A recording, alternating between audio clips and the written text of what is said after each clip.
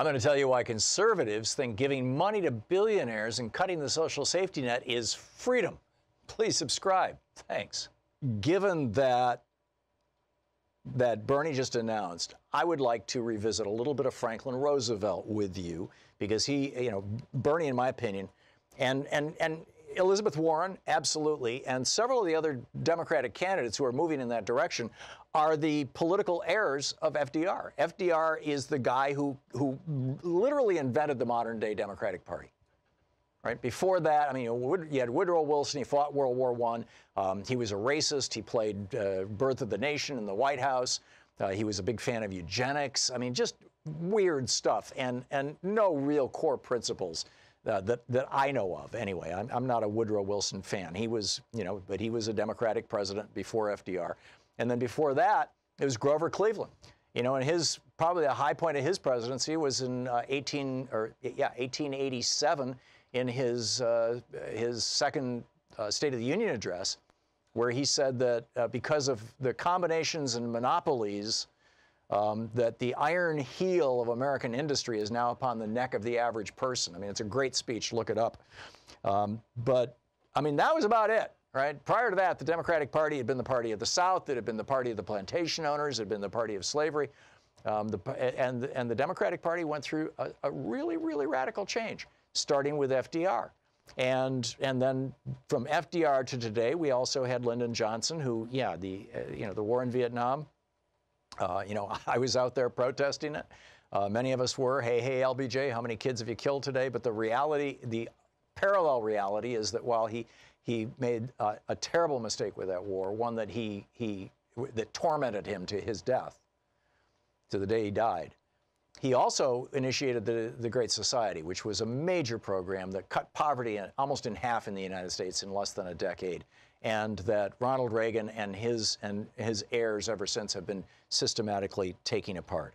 But the big point, I think, of Bernie's running for president is that if you just went back 3, 4, 5 years, right, just a couple years ago. I mean, you could go back to the 2008 campaign, President Obama versus Hillary Clinton at the time, the 2012 campaign, the 2016 campaign.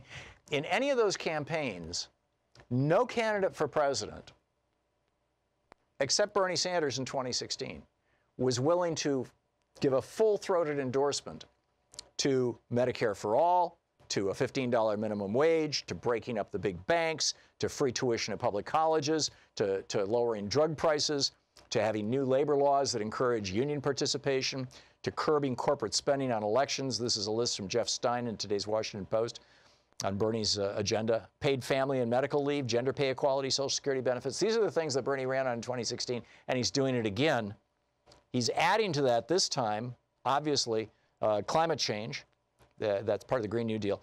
Legalizing marijuana nationwide, ending cash bail nationwide, and heavy taxation of wealthy estates, corporations, and the richest 1% of Americans, and closing the offshore tax havens. Now, the freaks on the right are all about, oh my God, it's socialism, it's communism, what does this mean? And that's the exact same thing they said about FDR. So I want to just play a few FDR clips here and give you a sense of the kind of dialogue, and this is from 1936. This is when he'd already been president for 4 years, and he's running for re-election. And he's talking about the forces that he has been fighting for 4 years, bringing us out of the Great Depression. And he starts out by asking the question, what is freedom? What is freedom? The conservatives today would tell you that freedom is not having to pay taxes and not having regulations so that corporations can dump all the poison they want into your water and air. I would submit that FDR had a little better definition. Here he is. That very freedom in itself, it's not coming out. This is not the 360. This is my computer. Okay, we're going to start this again. That very word, freedom, in itself and of necessity suggests freedom from some restraining power. In 1776, we sought freedom from the tyranny of a political autocracy, from the 18th century royalists who held special privileges from the crown. So back in 1776, we fought for freedom against basically political royalists. And then he goes through this list. He starts talking about how, since then we've had basically this industrial revolution and things have really changed. But since that struggle, man's inventive genius released new forces in our land. And he goes through a list of them, and I'm going to jump past the list and get right to the point here, if I can, and see how this. Here we go. For out of this modern civilization, economic royalists carved new dynasties. New kingdoms were built upon concentration of control over material things. Through new uses of corporations and banks and securities, new machinery of industry and agriculture, of labor and capital, all undreamed of by the fathers, the whole structure of modern life was impressed into this royal service. So we started out fighting against the royalty of England, and now this new royalty has arisen, and it arose through the Gilded Age of the late 1800s and then through the Roaring 20s. And income inequality now is worse than it was in 1929. And in 1929, it was worse than it had ever been at any point in history. And that's what FDR is talking about. These economic royalists, the people who the new kings and the new kings of America. He continues along those lines, amplifying this point. Private enterprise, indeed, became too private. It became privileged enterprise, not free enterprise. And that's really what we're seeing right now, too. We're seeing the growth of monopoly. We're seeing the growth of these, dynastic empires. When you've got two billionaire brothers putting $800 million into an election, you've got something that doesn't resemble a democracy.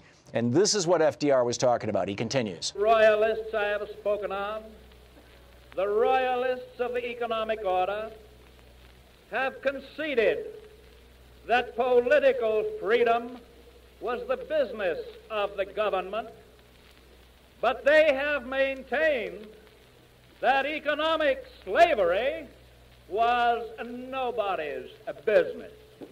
And see, this is this point of what is freedom? They granted that the government could protect the citizen in his right to vote, but they denied that the government could do anything to protect the citizen in his right to work and his right to live. And this was right after, by the way, the Supreme Court struck down minimum wage laws, child labor laws, and some unionization laws in the National Recovery Act, the NRA, the Blue Eagle. They actually struck that down. This is what FDR is talking about. He was fighting in that day against the Clarence Thomases and the Sam Alitos and the Neil Gorsuches and the Brett Kavanaughs of today. These economic royalists complain that we seek to overthrow the institutions of America. And they're saying the same thing now, right? What they really complain of is that we seek to take away their power. Our allegiance and our allegiance to American institutions requires the overthrow of this kind of power. This is how the Democratic Party talked 4 times this guy was elected president. This is how the Democratic Party looked at these situations. Well, here he continues. Spain, they seek to hide behind the flag and the Constitution.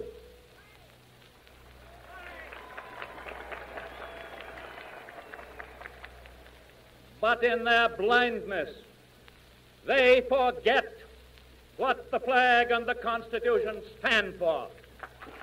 And, it's the same thing. I mean, it's this cheap jingoism that you hear on Fox News and right-wing hate radio.